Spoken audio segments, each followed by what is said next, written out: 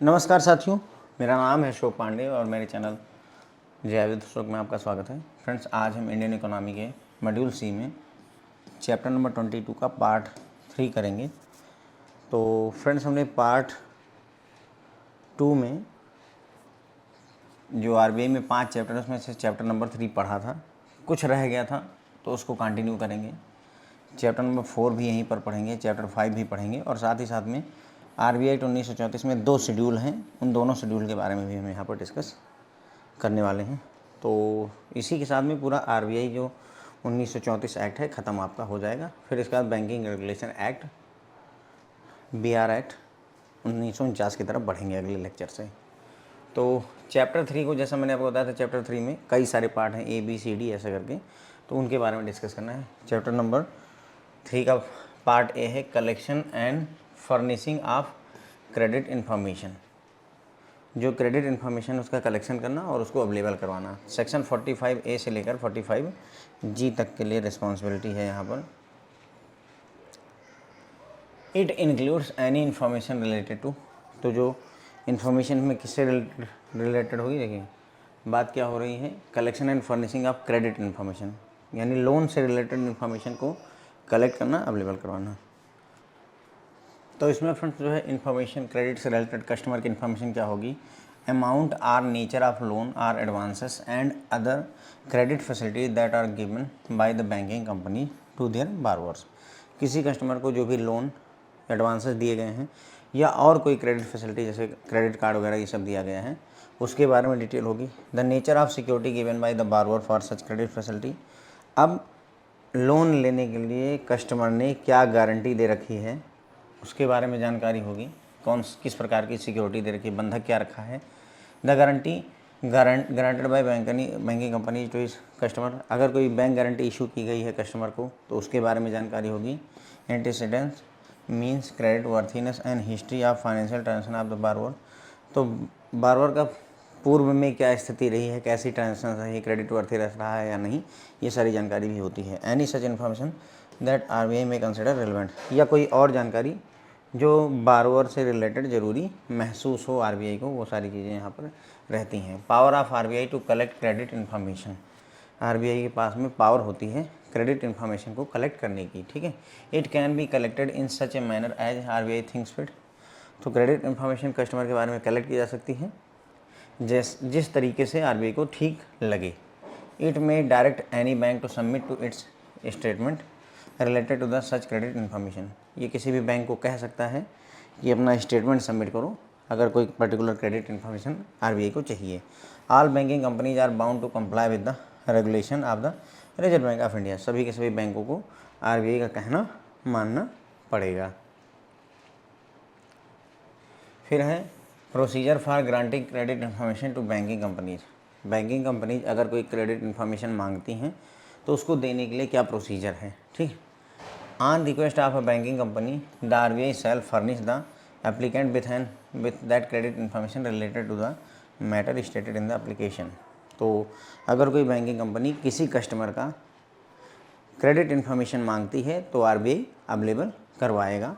However, the information so furnished will not disclose the name of the banking company who have submitted such application to the RBI। जो information customer की available करवाई जाएगी उसमें ये नहीं बताया जाएगा किस बैंकिंग कंपनी ने डेटा मांगा हुआ है, ठीक। यानी कि उस चीज़ को छिपाया जाएगा कि किस बैंकिंग कंपनी ने डेटा मांगा, ये नहीं बताया जाता है। It is at the description of the RBI to levy fees for furnishing credit information and that amount would not exceed 25 रुपये। अब अगर क्रेडिट इन्फॉर्मेशन बैंक ने मांगी है, आरबीआई उसको अवेलेबल करवा रहा है, तो आरबीआई के ऊपर है कि वो कितना फ़ीस उसके ऊपर लगाता है, लेकिन ये फ़ीस 25 रुपये से ज़्यादा नहीं होनी चाहिए, ठीक। 25 रुपये से ज़्यादा की फ़ीस नहीं लगाई जानी चाहिए। डिस्क्लोजर ऑफ इन्फॉर्मेशन प्रोहिबिटेड, यानी कि जानकारी को पब्लिक करना प्रोहिबिट है। Any credit information contained in any statement should be kept confidential and should not be published or disclose except for the purpose of this chapter. तो बोलते हैं कि क्रेडिट इन्फॉर्मेशन जो भी होती है कस्टमर से रिलेटेड किसी स्टेटमेंट में अगर दे रखी है तो उसको कॉन्फिडेंशियल रखा जाएगा, छिपा के रखा जाएगा, पब्लिक नहीं किया जाएगा, पब्लिश नहीं किया जाएगा, न्यूज़पेपर में मत छाप दीजिए, ये सब नहीं करना है।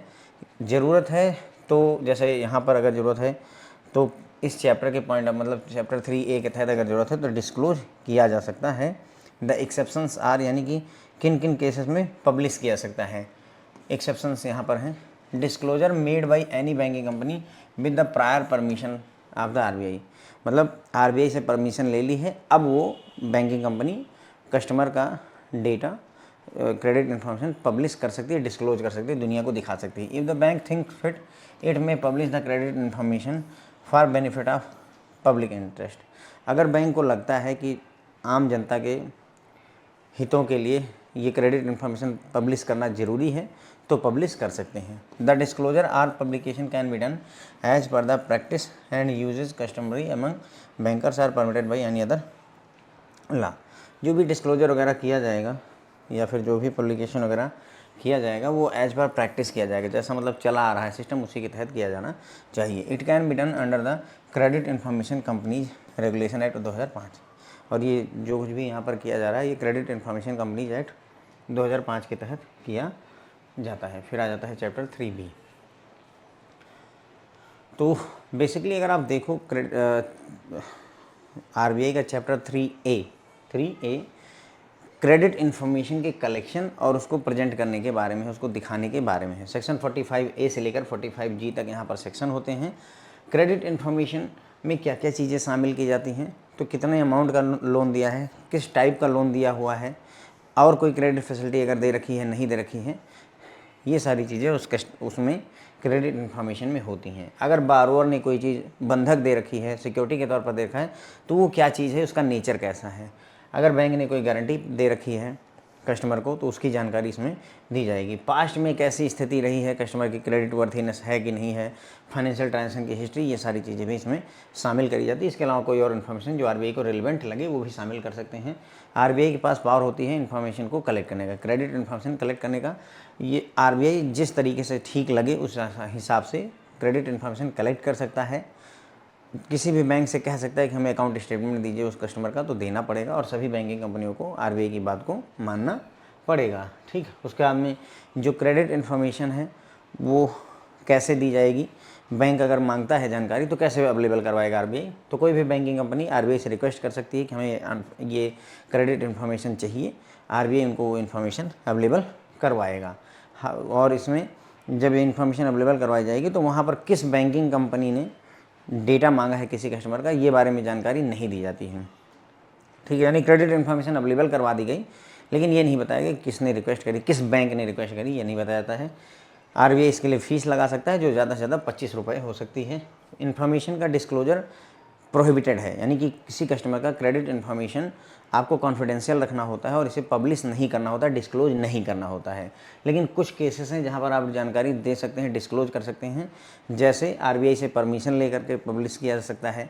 अगर आम जनता का कोई हित है उसके लिए ज़रूरी है तो आप पब्लिश कर सकते हैं। ठीक है, उसके बाद में जो भी पब्लिश वगैरह आप करेंगे जानकारी वो एज पर रूल्स रेगुलेशन करेंगे, और ये किया जाता है क्रेडिट इन्फॉर्मेशन कंपनीज एक्ट 2005 के तहत। ठीक है, तो ये फ्रेंड्स हमारा जो है चैप्टर नंबर 3 का A ख़त्म हो जाता है, और यहाँ पर चैप्टर नंबर 3 का B हम डिस्कस करेंगे।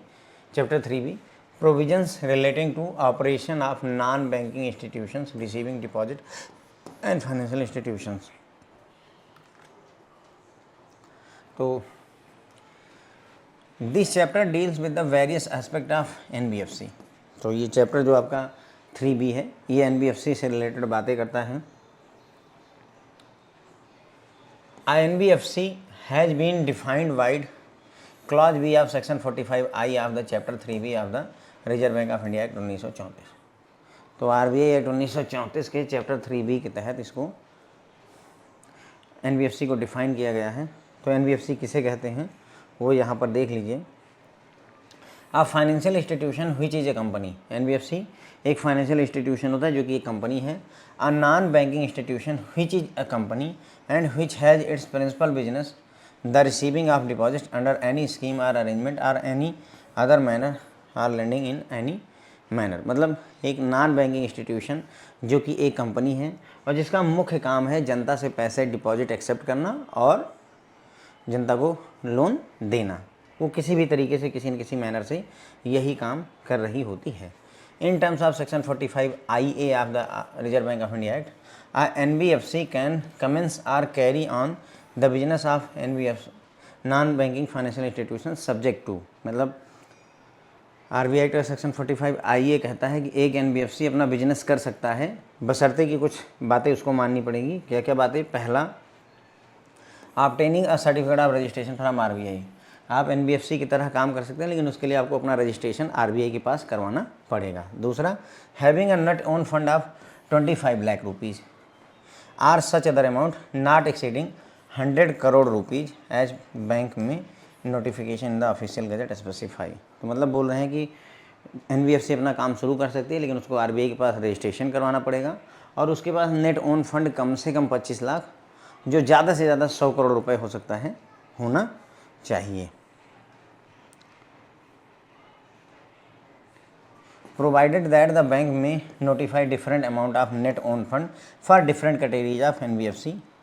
तो ये बोल रहे हैं कि अब ऐसा भी संभव है कि अलग अलग तरह की NBFC के लिए अलग अलग तरह का net own fund RBI issue कर सकता है। कि हाँ भाई, अगर NBFC जैसे लेयर होती है ना, लोअर लेयर में, मिडिल लेयर में, अपर लेयर में, टॉप लेयर में, तो हर एक लेयर के लिए वो अलग तरीके की नेट ओन फंड प्रेस्क्राइब कर सकता है। Some of the other subsection of section 45 relating to functioning and supervision of NBFC are tabulated here. मतलब कुछ और सेक्शन, जो सेक्शन 45 के कुछ और सेक्शन NBFC के, वो यहाँ पर टेबल फॉर्म में दिए गए हैं।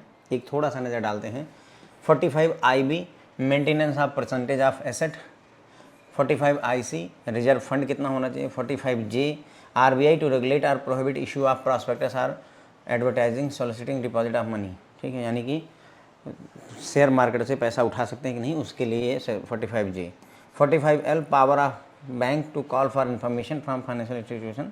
मतलब RBI को 45L के तहत पावर मिलती है कि वो किसी भी तरीके की इन्फॉर्मेशन NBFC से मांग सकता है या उनको कोई डायरेक्शन या इंस्ट्रक्शन दे सकता है।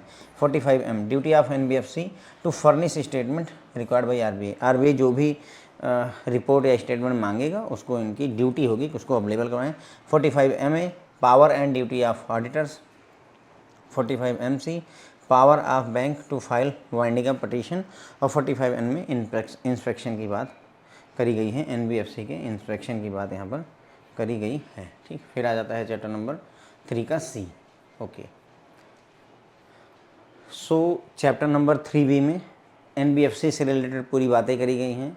NBFC को डिफाइन किया गया है चैप्टर नंबर 3B के सेक्शन 45I में। ठीक है, ये कहता है कि कोई भी फाइनेंशियल इंस्टीट्यूशन जो कि एक कंपनी हो, वो NBFC हो सकता है।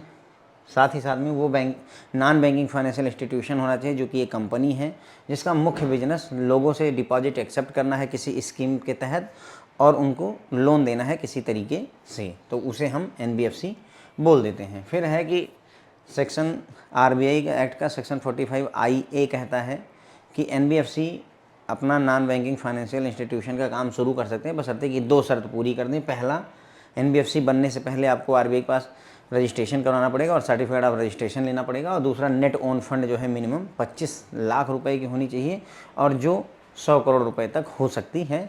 ठीक है, उसके अलावा बैंक जो है अलग अलग तरह के NBFC के लिए अलग अलग नेट ओन फंड का प्रिस्क्रिप्शन दे सकता है, इसमें कोई मनाही नहीं है। कुछ और सब सेक्शन सेक्शन 45 के कुछ और सब सेक्शन यहाँ पर डिस्कस किए गए हैं। 45N इंस्पेक्शन यानी कि NBFC के इंस्पेक्शन की बात करता है। 45MC बैंक को पावर यानी RBI को पावर है कि वो वाइंड अप कर सकता है किसी NBFC को। 45MA ऑडिटर्स की क्या पावर और ड्यूटी रहने वाली है NBFC में, उसकी बात करता है। उसके बाद में 45M अगर कोई स्टेटमेंट NBFC से मांगा जाता है तो वो अवेलेबल करवाने की ड्यूटी NBFC की होगी। 45L कोई इन्फॉर्मेशन यदि चाहिए जो है RBI को तो 45L के तहत वो मांग सकता है और इंस्ट्रक्शन भी इनको पास कर सकता है, डायरेक्शन भी दे सकता है। 45J बात करता है कि मतलब क्या प्रॉस्पेक्टस ला सकते हैं कि नहीं ला सकते हैं, मतलब जनता से, पब्लिक से, शेयर मार्केट से मनी उठानी है तो उसके लिए बातें 45J में होती हैं। रिजर्व फंड कितना होना चाहिए 45IC में बात होती हैं और 45IB में परसेंटेज ऑफ एसेट कितना मेंटेन करना होगा इसके बारे में बात होती है। ठीक है, फिर आ जाता है फ्रेंड्स हमारा, ये 2 चैप्टर बहुत बड़े थे, आगे चैप्टर छोटे हैं। चैप्टर 3C, चैप्टर नंबर 3 का पार्ट C है, prohibition of acceptance of deposit by unincorporated body. Prohibition of acceptance of deposit by unincorporated bodies, मतलब कहने का ये है कि अनइनकॉर्पोरेटेड ऐसी बॉडी जिसने कहीं रजिस्ट्रेशन नहीं करवा रखा है वो जनता से डिपॉजिट नहीं ले सकती, इसके लिए मना ही है। No person being an individual or firm or an unincorporated association of the individual shall accept any deposit if his or its business wholly or partially include any of the activities specified in the clause 45I। तो कोई भी व्यक्ति है ना, individual हो, firm हो, unincorporated association हो, वो एक्सेप्ट नहीं कर सकता है क्या, डिपॉजिट, अगर वो अनइनकॉर्पोरेटेड है। तो ये बात करता है सेक्शन 3C, और ये बात हुई है किसमें, सेक्शन 45S के तहत हुई है। फिर आता है चैप्टर 3 का D, regulation of transaction in derivatives, money market instrument, securities market. Section 45U की बात यहाँ पर की जा रही है। तो यहाँ पर बात हो रही है, this section cover definition of large number of market instruments in terms of these are derivative.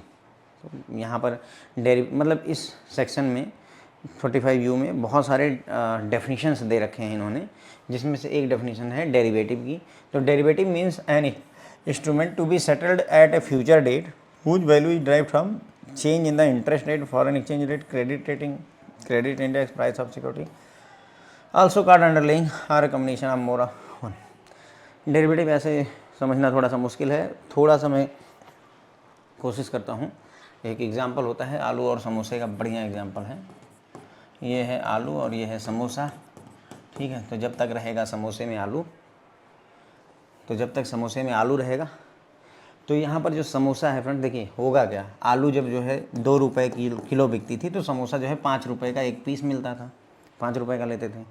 आजकल आलू बढ़ करके भाई 20 रुपये की हो गई है, तो अब कोई भी 10 रुपये, मेरे ख्याल से मिनिमम 10 रुपये 15 रुपये का समोसा मिलना शुरू हो गया है। इससे कम में समोसा, अब 10 रुपये से कम का समोसा तो मैंने नहीं देखा होगा, आई थिंक पिछले 2-3 वर्षों में तो नहीं देखा है।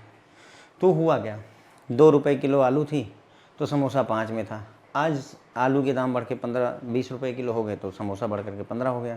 अब आलू भविष्य में यदि 50 रुपये किलो की हो जाएगी, एक उदाहरण लेते हैं 10-20 साल में, तो ये हालत ऐसी होगी कि एक समोसा हो सकता है 50 रुपये का हो जाए, ठीक है। तो समोसे का दाम कहाँ से डिसाइड हो रहा है, आलू से।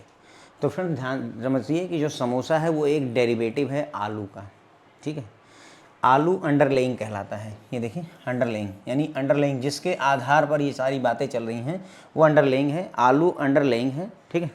समोसा जो है हमारा डेरिवेटिव है, जिसका भाव आलू से निकल करके आ रहा है। अब इस बात को पढ़ेंगे। डेरिवेटिव मीन्स एक इंस्ट्रूमेंट, डेरिवेटिव मतलब एक इंस्ट्रूमेंट, यानी समोसा एक इंस्ट्रूमेंट है जो कि सेटल किया था फ्यूचर डेट पे, यानी दाम जो है इसका जो सेटलमेंट होता है डेरिवेटिव वो भविष्य में होता है, आज की डेट में नहीं होता, 2 महीने 3 महीने ऐसी बाद में होता है। और जिसकी जो वैल्यू है, समोसे की जो वैल्यू है, ड्राइव की जाती है किससे, जो चेंज हो रहा है किसमें, अब इंटरेस्ट रेट में चेंज हो रहा है। हमने यहाँ पर आलू का ले लिया, अब और भी कंपोनेंट्स हैं जिनकी वजह से समोसे का दाम बढ़ सकता है। मान लीजिए उसमें हम मसाला यूज़ करते हैं, मसाले का दाम बहुत ज़्यादा बढ़ गया, तो अब इसलिए मसाले की वजह से भी समोसे का दाम बढ़ जाएगा। तो वही बता रहे हैं कि ये हो सकता है इंटरेस्ट रेट में बदलाव की वजह से दाम बढ़ा है, फॉरेन एक्सचेंज रेट में बदलाव की वजह से, क्रेडिट रेटिंग की वजह से अगर दाम में चेंज हो रहा है, तो इसी को ही डेरिवेटिव कहते हैं। तो समोसा डेरिवेटिव है, आलू हमारा अंडरलाइंग होता है, जिसके आधार पर, आलू के आधार पर ही समोसे का रेट डिसाइड होता है। सो दैट्स द डेरिवेटिव फंडा फ्रेंड्स। ओके, बात उम्मीद है समझ में आ गई होगी। Securities means securities of the central government or state government or such securities of local authority as may be specified in the behalf by the central government and for the purpose of repo or reverse repo including corporate bond and debenture। तो यहाँ पर derivative को define किया, security की भी परिभाषा दी। Security केंद्र सरकार की सिक्योरिटी हो सकती है, राज्य सरकार की, या लोकल जो है अथॉरिटी उनकी हो सकती है, जो इशू की जाती है सेंट्रल गवर्नमेंट के बिहाफ पर, और इसका उद्देश्य होता है रेपो या रिवर्स रेपो ट्रांजैक्शन के लिए, ठीक। तो ये हो जाते हैं हमारे। ओके, तो देखिए यहाँ पर क्या है, चैप्टर 3C में बात होती है कि अगर अनइनकॉर्पोरेटेड बॉडी है तो डिपॉजिट का एक्सेप्टेंस मना है, आप डिपॉजिट एक्सेप्ट नहीं कर सकते हैं, ठीक है। तो अनइनकॉर्पोरेटेड बॉडी अगर कोई है तो वो जनता से डिपॉजिट एक्सेप्ट नहीं कर सकते हैं। कहीं ना कहीं सहारा की जो नैया डूबी है वो यही है, चैप्टर 3 की सेक्शन 45S के तहत ही, क्योंकि सहारा इंडिया लोगों से डिपॉजिट एक्सेप्ट करता था जबकि उसका NBFC का रजिस्ट्रेशन नहीं था, अनइनकॉर्पोरेटेड बॉडी थी, इसी वजह से वह बर्बादी आई हुई है। मतलब बर्बादी के बहुत कारण है, but one of them are these. Okay, chapter 3D की बात करें तो यहाँ पर बात होती है ट्रांजेक्शन के रेगुलेशन, डेरिवेटिव्स के, मनी मार्केट इंस्ट्रूमेंट के और सिक्योरिटी, इन सब के रेगुलेशंस की बात होती है। चैप्टर 3D में ट्रांजैक्शन रेगुलेट की जाती है डेरिवेटिव्स की, मनी मार्केट की और सिक्योरिटीज़ की। ये किया जाता है सेक्शन 45U में। तो यहाँ इन्होंने बताया कि हमने बहुत सारी भर भर के जो है डेफिनेशन दे रखी है, जिसमें से डेरिवेटिव की डेफिनेशन जो समोसा और आलू का एग्जांपल हमने देखा, और दूसरा सिक्योरिटीज़ का डेफिनेशन जिसमें केंद्र सरकार, राज्य सरकार, इन सबकी सिक्योरिटीज़ आती हैं। ठीक, फिर आ जाता है सर हमारा chapter 3E joint mechanism. Chapter 3E joint mechanism. Joint mechanism मतलब कुछ काम ऐसे होते हैं जहाँ पर सिर्फ RBI ही नहीं बल्कि और भी रेगुलेटर इन्वॉल्व हो जाते हैं, तो वहाँ पर क्या होगा। तो this chapter covers those matter over which in addition to RBI other regulator like SEBI, RDA jurisdictions. मतलब कहने का कुछ ऐसे मामले होंगे जहाँ पर सिर्फ RBI से काम नहीं चलेगा, SEBI इन्वॉल्व हो जाएगी, IRDA इन्वॉल्व हो जाएगा। तो उस केस में क्या होता है, तो बात करते हैं सेक्शन 45Y की, सेक्शन 45Y की। In case of hybrid or composite instruments having a component of money market investment or securities market investment or component of insurance or any other instrument that fall within the jurisdiction of RBI, of SEBI, IRDA, PFRDA। ठीक है, तो ये बोल रहे हैं कि एक ऐसा हाइब्रिड या कंपोजिट इंस्ट्रूमेंट है जिसमें मनी मार्केट के गुण भी हैं, सिक्योरिटी मार्केट के गुण हैं, या इंश्योरेंस मार्केट के भी गुण मौजूद हैं, या किसी अदर मार्केट के गुण हैं, जहां पर RBI का ज्यूरिडिक्शन है, SEBI का है, IRDA का है, PFRDA का ज्यूरिडिक्शन आ रहा है। तो ऐसा इंस्ट्रूमेंट फ्रेंड जो है आपका सेक्शन 45Y में आता है। और अगर यहाँ पर क्या होगा, if there is a difference of opinion such difference of opinion shall be refer to joint committee. मतलब अगर मान लो कि भाई अब एक ऐसा इंस्ट्रूमेंट है जिसमें SEBI भी इन्वॉल्व है, RBI भी इन्वॉल्व है। SEBI और RBI मान लो एग्री नहीं करते हैं भाई, क्योंकि अब दो विभाग हो गए, SEBI और RBI की आपस में नहीं बैठ रही है किसी मामले को लेकर के, तो ऐसे मामले को ज्वाइंट कमेटी के पास भेजा जाएगा। ज्वाइंट कमेटी में SEBI के भी, IRDA, PFRDA और RBI इन सब के मेंबर्स होंगे और मिल करके इसका समाधान ढूंढेंगे। बस यही इतनी बात यहाँ पर बताई गई है। चैप्टर 3F मॉनेटरी पॉलिसी से रिलेटेड है। चैप्टर 3F किससे है, मॉनेटरी पॉलिसी से। These comprise of sub sections of section 45Z से लेकर 45ZO तक। In this chapter various aspect of monetary policy and monetary policy committee have been elaborated. तो इस चैप्टर 3F में मॉनेटरी पॉलिसी और मॉनेटरी पॉलिसी कमेटी से related बहुत सारी बातें यहाँ पर डिस्कस की गई हैं। यहाँ बस ये बताया है कि क्या क्या है इसमें। जैसे इसमें इंक्लूड किया जाता है चैप्टर 3F में मॉनेटरी पॉलिसी का कमेटी का ऑब्जेक्टिव क्या है, कॉन्स्टिट्यूशन मॉनेटरी पॉलिसी कमेटी में कौन कौन रहेगा, ये नहीं बताया कि होता क्या है, बस ये बताया कि है क्या क्या। ठीक है, हम चूँकि RBI सर्कुलर की बात करें, RBI एक्ट की बात करें, तो चैप्टर 3F में ये बताया गया है कि मॉनेटरी पॉलिसी का ऑब्जेक्टिव क्या है, बताया गया है, लेकिन एक्चुअल ऑब्जेक्टिव क्या हमें नहीं पता है, मतलब यहाँ नहीं बता रहा है वो। ठीक है, मॉनेटरी पॉलिसी को कैसे कॉन्स्टिट्यूट किया जाएगा, कौन कौन से मेंबर रहेंगे, वो उसमें लिखा हुआ है लेकिन यहाँ नहीं बताया है। बात समझ गए मैं क्या कह रहा हूँ। Terms and condition to appointment of the monetary policy members, monetary policy committee के मेंबर्स कौन कौन हो सकते हैं, उसकी टर्म्स कंडीशन क्या रहेगी, ये भी लिखा है, यहाँ नहीं बताएंगे। Information for monetary policy committee members, monetary policy members की जानकारी रहेगी। Periodicity of monetary policy meeting and publication of the decision of the monetary policy committee and their deliberation. Monetary policy committee की मीटिंग कब कब होनी है, उनके decision को पब्लिश कैसे किया जाएगा, ये सारी बातें यहाँ पर बताई गई हैं। ठीक है, तो यहाँ तक हमने देख लिया था। चैप्टर नंबर 3 का E जॉइंट मैकेनिज्म की बात करता है। इस चैप्टर में उन मैटर को डिस्कस किया गया है जहाँ पर RBI के अलावा और भी रेगुलेटर इन्वॉल्व हो जाते हैं। सेक्शन 45Y की अगर हम बात करें तो ये एक हाइब्रिड या जो है कंपोजिट इंस्ट्रूमेंट है, जहाँ पर मनी मार्केट के इंस्ट्रूमेंट, सिक्योरिटी मार्केट के इंस्ट्रूमेंट, इंश्योरेंस के इंस्ट्रूमेंट, या सब मिल करके एक इंस्ट्रूमेंट बनता है जो हाइब्रिड इंस्ट्रूमेंट है, जिसमें RBI के अलावा और भी रेगुलेटर इन्वॉल्व हैं। अगर किसी मामले में डिफरेंस क्रिएट हो जाता है, आपस में नहीं बनती है IRDA PFRDA की, तो एक जॉइंट कमेटी बनाई जाएगी जिसमें इन सभी रेगुलेटर्स के मेंबर होंगे और वही डिसाइड करेंगे कि क्या होना चाहिए। फिर है चैप्टर 3F मॉनेटरी पॉलिसी के बारे में है। यहाँ पर सेक्शन 45 से जेड से लेकर ZO तक है। इसमें मॉनेटरी पॉलिसी और मॉनेटरी पॉलिसी कमेटी के बारे में डिटेल में चर्चा की गई। यहाँ पर बताया गया है कि मॉनेटरी पॉलिसी कमेटी का ऑब्जेक्टिव क्या होता है, मॉनेटरी पॉलिसी कमेटी कॉन्स्टिट्यूशन कैसे किया गया है, मॉनेटरी पॉलिसी कमेटी के मेंबर्स का टर्म्स और अपॉइंटमेंट की कंडीशंस क्या रहने वाली हैं, मॉनेटरी पॉलिसी कमेटी की मीटिंग कब कब होनी चाहिए, उनका डिसीजन कैसे पब्लिश किया जाएगा, ये सारी चीज़ें यहाँ पर डिस्कस की गई हैं। ओके, फिर आ जाता है फ्रेंड्स, अब यहाँ से चैप्टर नंबर 3 खत्म होकर के चैप्टर नंबर 4 शुरू हो जाता है। छोटे छोटे चैप्टर, मैंने आपको बताया था चैप्टर नंबर 3 सबसे बड़ा चैप्टर है, बाकी सब आसान है, अभी निपट जाएगा 5 मिनट में। आई थिंक ये पूरा 4-5 और शेड्यूल सब निपट जाएगा, ठीक है। तो फ्रेंड्स चैप्टर नंबर 4 डिस्कस करता है जनरल प्रोविजंस के बारे में। जनरल प्रोविजन सेक्शन 48 आता है, exemption of RBI from income tax and super tax. तो सिंपल भाषा में यही एक लाइन पर्याप्त है कि RBI को इनकम टैक्स और सुपर टैक्स के दायरे से दूर ही रखा गया है। Notwithstanding anything content in the income tax act 1961 or any other enactment for the time being in force relating to ये ब्ला ब्ला, ठीक है। बस ये हम ना भी पढ़ें तो यहाँ से पढ़ते हैं, the RBI shall not be liable to pay income tax और super tax on any of the income profit or gain. तो RBI को किसी भी तरीके का इनकम प्रॉफिट या गेन पर कोई भी टैक्स देने की ज़रूरत नहीं है। ये बात की गई है सेक्शन 48 में, जो कि चैप्टर 4 का पार्ट है, ठीक है। अब देखिए, मैंने आपको बताया ना, अपने फ़ायदे के लिए सब कुछ किया गया है। स्टैम्प ड्यूटी माफ़ है और टैक्स भी नहीं देना है। यहाँ आम आदमी कमाएगा 6 लाख रुपए तो उसका टैक्स कैलकुलेट कर लिया जाता है। सेक्शन 45, चलिए, publication of the bank rate. Section 45 बात करता है कि बैंक रेट पब्लिश करने की जिम्मेदारी RBI की होगी। The RBI shall make public from time to time the standard rate as which it is prepare to buy or rediscount bills of exchange और other commercial paper eligible for purchase under this act. मतलब वही है कि bank rate पर जो काम होता है उसको पब्लिश करने की जिम्मेदारी RBI की होती है। सेक्शन 49, सेक्शन 59 के तहत RBI की लिक्विडेशन की बात की गई है।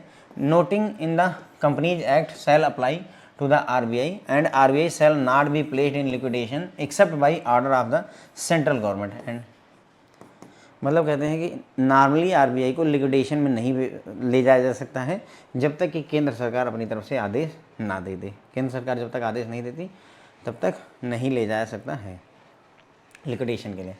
चैप्टर 5 की बात करते हैं, यहाँ पेनाल्टीज़ की बात हुई है। This chapter deal with the various types of penalties. देखिए, कुल 5 चैप्टर थे RBI में, 5वां चैप्टर किसको डेडिकेटेड है, पेनाल्टीज को डेडिकेटेड है। तो this chapter deal with the various types of penalties which may be levied on any person और entity that breaches the provision of act. तो इस चैप्टर में बात की जाती है डिफरेंट टाइप की पेनाल्टीज़ की, जो लोगों के ऊपर लगाई जाएगी, एंटिटीज़ के ऊपर लगाई जाएंगी अगर वो RBI एक्ट को वायलेट करते हैं। These include providing wrong information, failure to produce the required books and records, disclosure of any confidential information। तो इसमें पेनल्टी किन किन बातों पर लगाई जाएगी? गलत जानकारी दे दी गई बैंक के द्वारा, आदमी के द्वारा, या जो बुक्स और रिकॉर्ड जो है RBI ने मांगे वो आप प्रेजेंट नहीं कर पा रहे हैं, प्रोड्यूस नहीं कर पा रहे हैं। कोई इन्फॉर्मेशन जो छिपा के रखनी थी उसको आपने जनता को दिखा दिया, बता दिया, तो इन सब चीज़ों पर आपको पेनल्टी लग सकती है। Penalties in such breaches can extend from monetary fine to up to 3 years in prison. अब इसमें आपके ऊपर पैसे का फाइन तो लग ही सकता है, प्लस 3 साल तक की जेल भी हो सकती है। फिर हम बात करेंगे फिर जो है शेड्यूल्स की, ठीक है। 2 शेड्यूल होते हैं। तो हमने चैप्टर नंबर 4 में देखा जनरल प्रोविजंस के बारे में है। सेक्शन 48 बात करता है कि RBI को इनकम टैक्स और सुपर टैक्स के दायरे से बाहर रखा गया है। सेक्शन 49 बात करता है बैंक रेट के पब्लिकेशन की जिम्मेदारी RBI की होगी। सेक्शन नंबर 59 बात करता है RBI के लिक्विडेशन के बारे में। RBI को लिक्विडेट तभी किया सकता है जब सेंट्रल गवर्नमेंट ऐसा करने का आदेश पारित करे। चैप्टर नंबर 5 पूरा पेनाल्टीज़ के बारे में डिस्कस करता है। डिफरेंट टाइप की पेनाल्टीज़ की यहाँ पर बात की गई है। अगर कोई व्यक्ति, कोई संस्था गाइडलाइन को ब्रीच करती है, RBI के एक्ट को ब्रीच करती है तो, ठीक है। ये जो इन्फॉर्मेशन है, मतलब इसमें कब पेनल्टी लग सकती है? अगर गलत इन्फॉर्मेशन दे दी गई है, जो डेटा या रिकॉर्ड मांगा गया RBI द्वारा उसको प्रोड्यूस नहीं कर पा रहे हैं आप, या फिर कोई कॉन्फिडेंशियल इन्फॉर्मेशन आप लीक कर देते हैं, तो इन सभी केसेस में आपके ऊपर पेनल्टी लगाई जा सकती है। पेनल्टी जो इस तरीके के ब्रीचेज होते हैं उस केस में पेनल्टी आपके ऊपर पैसे की यानी कि फ़ाइन 1 लाख 2 लाख की फ़ाइन भी लग सकती है और 3 साल तक की जेल भी हो सकती है। ठीक है, फिर हम आगे बढ़ेंगे और बात करेंगे शेड्यूल्स की। Schedules to RBI act 1934। ठीक है, तो देखो हमने देखा था फ्रेंड जो RBI एक्ट है उसमें 5 चैप्टर हैं और 2 शेड्यूल हैं। कितने? 5 चैप्टर और 2 शेड्यूल हैं, जिसमें से ये देखा होगा आपने कि चैप्टर नंबर 4 और 5 बहुत छोटे हैं, 1 भी थोड़ा छोटा था, चैप्टर नंबर 2 और 3 बहुत बड़ा था, खास करके चैप्टर 3 बहुत बड़ा था और 2 शेड्यूल रह जाते हैं। तो हमने सब कुछ डिस्कस कर दिया, ये 2 शेड्यूल अब डिस्कस करने हैं और 2 शेड्यूल बहुत छोटे छोटे हैं, बहुत मुश्किल नहीं है, आसान है। There are 2 schedules to the act, schedule 1 और शेड्यूल 2। ठीक है, आपको याद होगा शेड्यूल 2 में जिन बैंकों का नाम शेड्यूल 2 में लिस्ट रहता है उनको हम शेड्यूल्ड कमर्शियल बैंक कहते हैं, तो उसी पर्पज़ के लिए शेड्यूल 2 है। बस शेड्यूल 2 में सिर्फ जिन बैंकों के नाम लिखे उन्हें शेड्यूल बैंक कहते हैं और सारी गाइडलाइन शेड्यूल वाली उनके ऊपर लागू हो जाती है। शेड्यूल 1 में क्या रहता है? शेड्यूल 1 में डिटेल दे रखी है कि RBI के जो 4 रीजनल ऑफिस हैं उनकी टेरिटरी कहाँ पर होने वाली है। ठीक है, देखिए यहीं पर बताया गया है ये चीज़। Whereas schedule 1 gives detail of the organization of the country into the 4 different territories for the purpose of RBI's operation। Schedule 1 में बात की गई है कि जो देश है हमारा उसको 4 डिफरेंट टेरिटरीज में बांटा गया है ताकि RBI प्रॉपर तरीके से अपना काम कर सके। इसके लिए शेड्यूल 2 क्या रखता है? शेड्यूल 2 कंटेन करता है name of the different banks which RBI has approved to operate as scheduled bank. Schedule 2 में उन बैंकों के नाम हैं जो शेड्यूल कमर्शियल बैंक या शेड्यूल्ड बैंक के तौर पर ऑपरेट कर सकते हैं। ठीक है, तो शेड्यूल 1 में क्या है?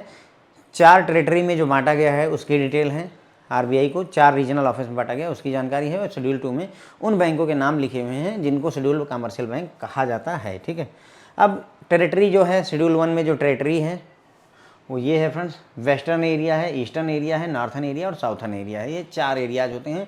अब इसमें ये क्वेश्चन पूछना कि वेस्टर्न एरिया में RBI के दादर नागर हवेली पड़ती है कि ईस्टर्न एरिया में पड़ता है, मुझे थोड़ा सा मतलब रिलेवेंसी लगती नहीं है, मैंने इसको रख जरूर दिया है, बट आप बस इतना याद रखो ईस्ट वेस्ट नॉर्थ साउथ, बस ये 4 ज्यूरिडिक्शन इनकी। The territory as demarcated in schedule 1 are as under, तो वेस्टर्न एरिया है, वेस्टर्न में भाई गोवा है, Gujarat, Madhya Pradesh, Maharashtra, union territory of Dadra Nagar Haveli, Daman Diu यहीं पर हैं।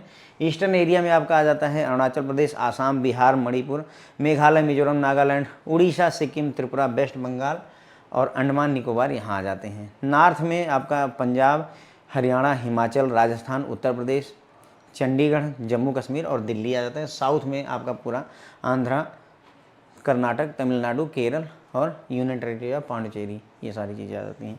ठीक है, मैंने एक बार पढ़ दिया है, आप भी एक ऊपरी लुक ले लीजिएगा, बहुत ज़्यादा गहराई में जाने की ज़रूरत नहीं है। ठीक है, तो देखो हमने यहाँ पर देखा कि भाई 2 शेड्यूल हैं RBI के, शेड्यूल 1 और शेड्यूल 2। ठीक है, शेड्यूल 1 बात करता है किसके बारे में? RBI ऑपरेट कर सके प्रॉपर तरीके से उसके लिए 4 डिफरेंट टेरिटरीज में पूरे देश को डिमार्क किया गया, बांटा गया है, उसके बारे में शेड्यूल 1 बात करता है। शेड्यूल 2 में बात होती है किसके बारे में? जो उन लोगों के नाम हैं, जो उन बैंकों के नाम है जो शेड्यूल बैंक के तौर पर ऑपरेट हो सकते हैं। उसके अंदर शेड्यूल 1 में जो डिमार्केशन हुई उसमें western area, eastern area, northern area और साउथर्न एरिया, ये 4 जोन बनाए गए हैं, मान लीजिए आप। ठीक है, वेस्टर्न एरिया में क्या क्या आता है, ईस्टर्न में क्या क्या आता है, ये सब आप देख सकते हैं। फिलहाल याद रखने की ज़रूरत मेरे हिसाब से नहीं है, क्योंकि अगर ऐसा क्वेश्चन पूछते हैं RBI वाले तो फिर बहुत मतलब RBI के IIBF वाले तो बहुत ज़्यादा फिर गहराई में उतर रहे हैं। ठीक है फ्रेंड, तो बस इसी के साथ मेरा लेक्चर खत्म हो जाता है।